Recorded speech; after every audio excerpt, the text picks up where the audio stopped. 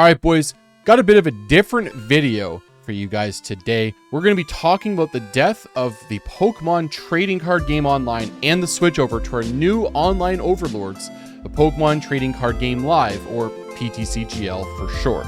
I'll be giving you a breakdown what's happening with PTCGO, my opinion on the change to the PTCGL client, and recommendations of what you should do leading to the switchover, date to be determined.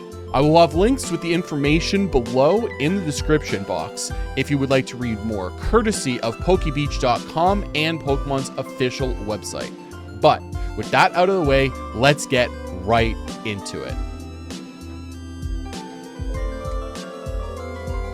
There's a lot of confusion surrounding what can and cannot be transferable because the Pokemon Company have answered questions as they appear, rather than just telling us exactly what we need to know all in one source. So the information is a little bit all over the place, but I have been able to sort out as much as I possibly could and broken it down into a few graphics that are pretty easy to understand.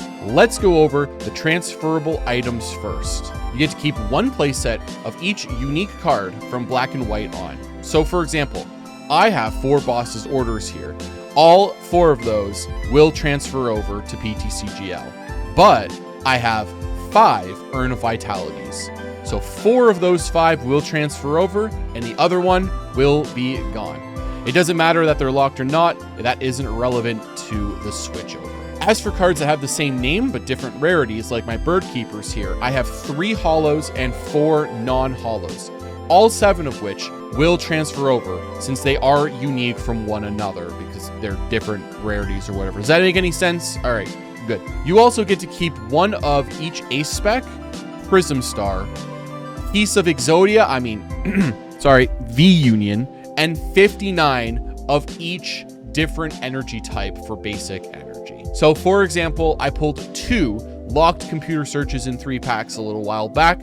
The first one I pulled here, I get to keep for PTCGL, but unfortunately the second one, Thanos snapped, gone forever, which it doesn't really matter for me because it's locked, but still, it's kind of unfortunate. At least I will always have the footage to look back on. And no, I totally didn't just throw this clip in to flex my luck of pulling 2 computer searches in 3 packs. I would never do such a thing. Kappa.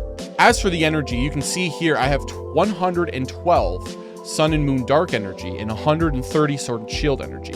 So 59 of each of these energy will be brought to my PTCGL account. And this will account for holos as well. So if you have, let's say, 24 of a certain holo, 8 of a different holo, all of those will get brought over as well, such as something to keep in mind. Lastly, coins, deck boxes, and sleeves from products and promotions will also make the jump. And that would include, but not be limited to, Elite Trainer Box, League Promo, and World's Gear. Moving on to the non-transferable things now, we have all of the Heart Gold Soul Silver era cards, even the ones that are standard legal or expanded legal. So things like Pokegear here, or the Call of Legends Holo energies that everyone seems to love, are not going to make the move, which means legacy support for online play is all but dead. Coins, deck boxes, and sleeves that aren't from products and promotions won't transfer over either. There's the one thing that I'm not super sure about what is or isn't transferable. I did say on the graphic here that there is going to be a link in the description, but that's not going to happen because even I couldn't really figure that out. But there are things that are confirmed to not be able to make it, like those really cool Milotic Mosaic sleeves there. Those won't make the jump. But Team Challenge gear, the Bidoof Day stuff, etc. My guess is that stuff is going to come over, but I'm not willing to make that confirmation at this time. The in-game currency, like the coins and tickets, won't make the jump to PTCGL, as well as avatar-related items like this hat.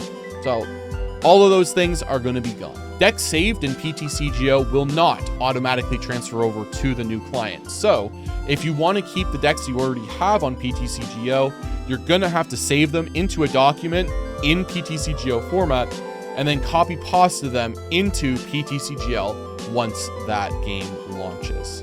Lastly, all unopened products and bundles will not make it to PTCGL. There was some speculation that unopened packs would make its way over, but this is not true.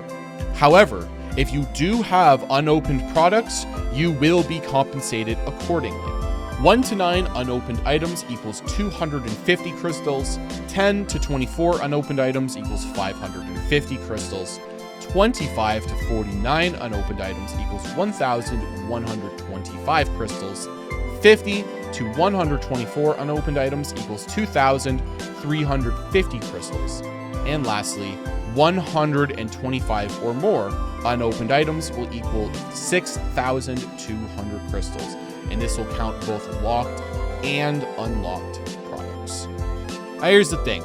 We do not know the conversion rate between the value of crystals and the value of a pack currently on PTCGO, so it is a bit tough for me to make recommendations on whether to keep all of your stuff or trade them for singles. But at the very least, you should whittle down your collection to about 125 total products left, either through trade or cracking them, and then you're gonna have to make your own decision from there, whether you want to keep those 125 packs and products or whatever to make the jump to crystals, or to bring that total down to 0. Along with the aforementioned legacy format, in-game chat, and most importantly, trading will not make it onto the new client. This is the part that has a lot of the community split, which makes this a perfect segue to the opinion part of this video. To me, I'm very pessimistic about the no trades. I mean, this is a trading card game. You should be allowed to, you know, trade cards. That's kind of important in a trading card game. This change could greatly impact the free-to-play players who use the trade section as a kind of a pseudo stonks market to buy low, sell high, flip cards, and buy exactly what they need without spending a dime. Or for people like myself, who buy codes IRL, just the codes, not the packs, but we buy the codes, and then I can take those codes, put them into the game, and just trade for exactly what I need when I need it to make content for you guys. But I mean, I guess that doesn't matter to some out-of-touch creators in this community who think, oh, it doesn't make a difference. It's just ones and zeros on a screen, guys. Trading doesn't matter, even though this specific individual gets all their stuff for free, or they have the money to buy all the stuff they need. And again, that's not a reflection of Andrew Mahone as a whole or as a person. I think you can be a great person and still have incredibly garbage takes on the internet. And unfortunately for him, in my opinion, this was one of those situations. Now, it has been announced that there will be some sort of crafting system where you can convert any extra cards cracked on PTCGL into currency to make new cards. But I am a pessimist, so I'm going to err on the side of the negativity and assume that the crafting currency compensation will not be enough to overcome the lack of trading. The success of this new client, in my opinion, all comes down to the crafting system. If the materials are easy enough to come by and cards are easy enough to make, then obviously PTCGL is going to be a great step forward in this community. But if the mats are not easy to come by, then it's going to be a really bad time, especially for small content creators such as myself, who have to pump a lot more of our own money into the game than the average person does. Because I mean, I gotta make fresh content, fresh memes for you guys. I mean, if I was playing by myself, I absolutely wouldn't buy 90% of the stuff that I buy, but I do it for you to make the content. Problem is, those content creators my size, or even ones that are a little bit bigger than me, aren't big enough to get that free account from TPCI, or we can't justify spending the thousands and thousands of dollars required to get a fully loaded account. Us small content creators are gonna have to make some tough business decisions with our channels. And hopefully it won't come to that, but that is a possibility that I personally have to keep in mind. Obviously, losing Legacy does suck, but it's understandable since that player base is so small compared to the rest of us, but you still hate to see it happen, especially if it was something I was into. I would be pretty mad about losing Legacy. Luckily for me, it's not something I'm into, so it doesn't affect me, but I totally understand it's sucking for the other people that play that format. No in-game chat is just people being soft in 2021, but it wasn't completely unexpected, but still disappointing that you can't talk shit to your friends. It is what it is. We're moving on now to the last section of this video, which is what I'm going to recommend you do leading up to PTCGL's launch date.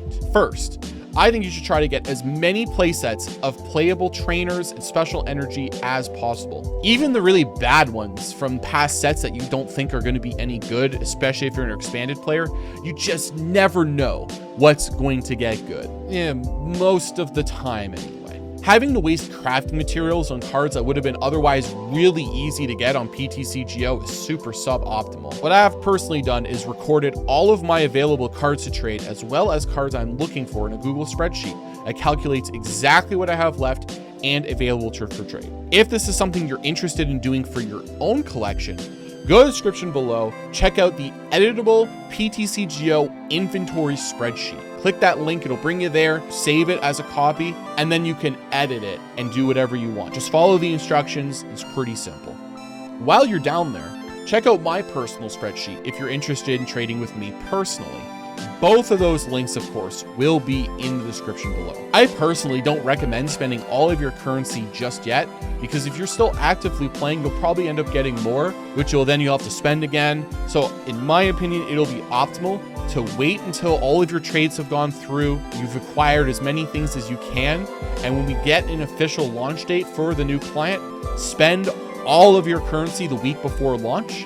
You can just kind of optimize your time that way. You have to remember too that to keep around your coins for trading. It doesn't seem like much to pay 8 coins per pose to trade, but when you're trading, 50, 60, 70 times plus maybe in a week or a day, if you have a lot of stuff, all of those little 8 coin posts are going to add up over the course of a month or two. So you're going to want to keep an eye on your coin count and don't just blow all your coins on packs because you need to get rid of them. I feel like you need your coins to trade. This is also why I recommend waiting till we get an official launch date, and then you can bust all your coins on product before the launch if you really feel like it, burning all your coins. Lastly, don't worry about spending all of your packs on things that are super duper expensive like Suicune Vs or Jolteon Vs. Unless you have a ton of packs, you're better off getting as many small things as possible and crafting or cracking the more expensive stuff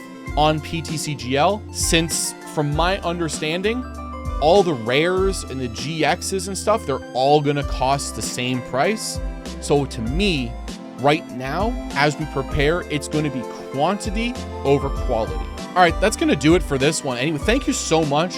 I know this is a lot of information to take in, but hopefully I was able to break it down for you. If you still have any questions, feel free to comment and I will get back to you as fast as I can, or try to catch me live on Twitch, and the link to that is in the description so you can ask me for yourself. Anyway, guys, I'm not sure what to do here. I normally have gameplay running or something, and then I cut to an outro or something like that. I don't normally have to do an outro, so I guess pre-recorded outro thing. Go! All right, boys, that's going to do it for today. If you enjoyed it, hit the like button, subscribe to the channel. If you want to see me live, you can catch me over on Twitch. Link in the description down below. But until the next time, I'm Derek for Table 500, and I will see you in the next one. Peace.